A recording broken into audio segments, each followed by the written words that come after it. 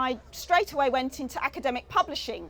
So I was an editor for over 15 years actually at Nature Publishing Group, one of the captured academic journals among many.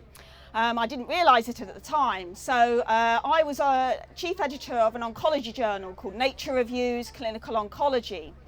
And I originally bought into all the chemotherapy, radiotherapy, and all of the therapies that they give to, for clinical trials.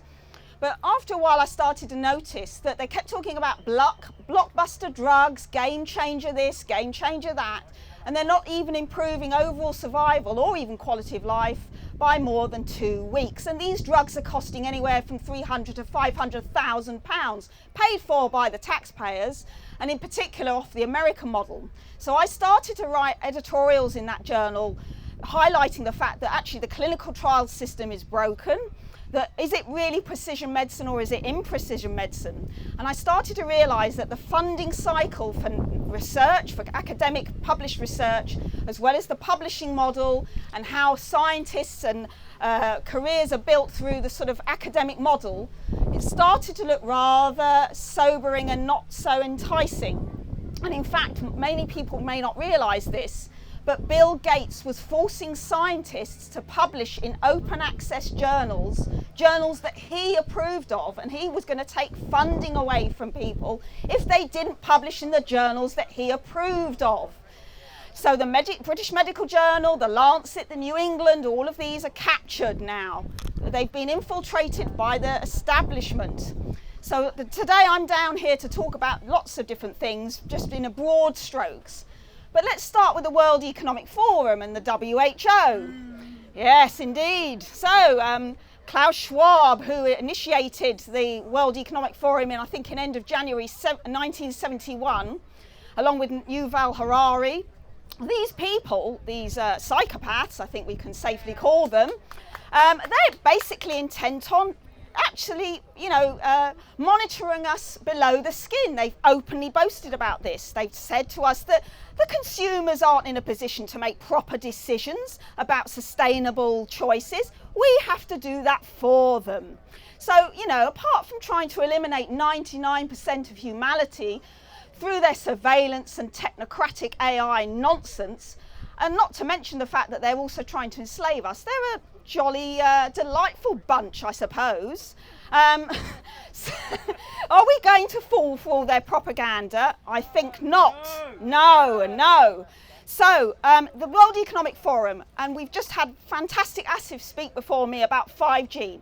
What I'm going to briefly do for just 5 minutes, because I know we've got lots of speakers, is to connect the dots here. Everyone here is already aware of really what's going on, so I'm preaching to the converted, I realise this. But basically, all the surveillance and technological infrastructure is already in place to 24/7 millisecond monitor us. 5G towers everywhere, the LED lights, don't think that the lights aren't surveilling us because they are. All of the consumer devices, fridges, televisions, your laptops, your computers, your mobile phones, anything digital is capturing all that data with no consent, by the way. We haven't agreed to any of this. And what they're doing is using it to enslave us in a China-style social credit system. Okay, and electric cars are another scam, the whole green energy nonsense. We know that electric cars, they've got lithium, barium, heavy metals that are also mined through slave labour from poor countries in Africa where the children are just absolutely exploited and literally they don't care a tuppence about their health or anything. And these poor children are going down in deep, dangerous mines to try and take out the raw minerals so that we can have our electric cars. By the way, the electric cars are so safe that they've banned them now on ferries because they keep exploding and catching light.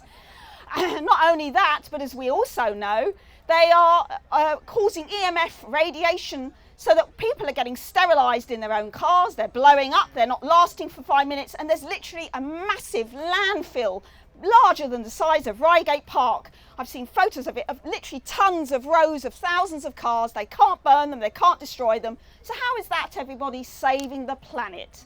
Yes, I think not. So today, I just want to remind everyone that we know the dystopia, we know connecting the dots, ULEZ, all this 5G nonsense.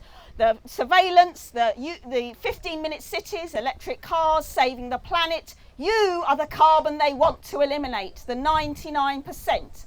You know, why would you destroy carbon dioxide, the gas of life of plants, and they're getting rid of all the trees? 10 million have been culled by the, you know, train companies in order to supposedly stop leaves, you know, falling on the line, but they can't get their trains to run anyway, so I don't know what the hell they're on about.